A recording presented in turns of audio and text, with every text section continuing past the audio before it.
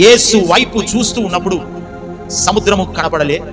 యేసు వైపు చూస్తున్నప్పుడు సముద్రము మీద తెల్లవారు జామున వీస్తున్న భయంకరమైన గాలి శబ్దము వినబడలే.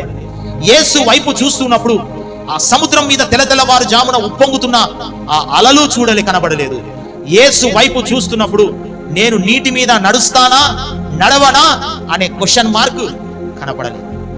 ఎప్పుడు యేసు వైపు చూస్తున్నాం.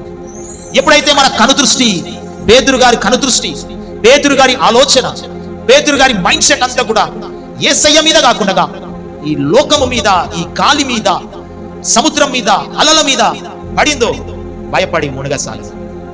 ఆమేన్. హల్లెలూయా, హల్లెలూయా, హల్లెలూయా, హల్లెలూయా. వచనాలన్నీ కూడా మత్తయి సువార్త 14వ అధ్యాయం 26, 29, 30 వచనాలు మీరు చదువుకున్నట్లయితే మీకు తెలుస్తుంది ఆ వచనం.